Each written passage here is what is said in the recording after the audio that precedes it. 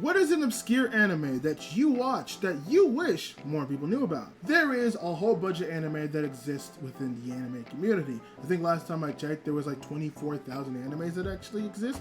So there's a lot of anime that go untalked about, that are obscure, that might be some very, very low-key hidden gems. And I'm going to share two. One that's obscure, but I'm pretty sure some people have heard about, and one I'm pretty confident I'm the only one that's ever talked about it. The first one I'm going to talk about is Knights of Sidonia. Now, this anime, again, it's a mecha, and I've talked about multiple times that, I'm not a big fan of mechas, but when it comes to this was surprisingly good. Now, I was a bit worried because it had similar animations to what Ajin is, and if you've seen Ajin, the animation wasn't great, but the story for this, the character development, the whole space opera of it all was so wonderful and beautiful. I love it, and it has one of my favorite openings in anime, and I wish the artist did more things other than the Knights of Sidonia opening.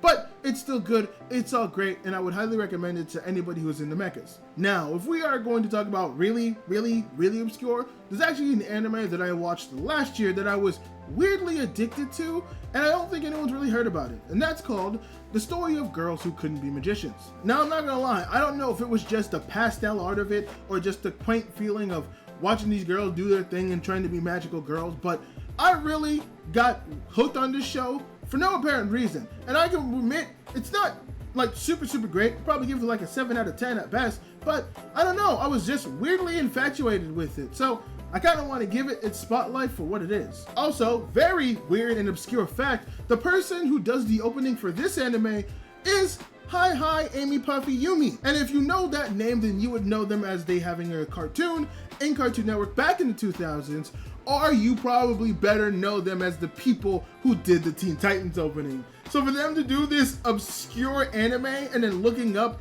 the opening and finding out they were the artist for it, it makes me so happy. Now it's time to give your answers down below. Put into the comments section, what is an obscure anime that you wish more people knew about? Go ahead, share your animes, and who knows, maybe I might use them in a list video and I might review all of them.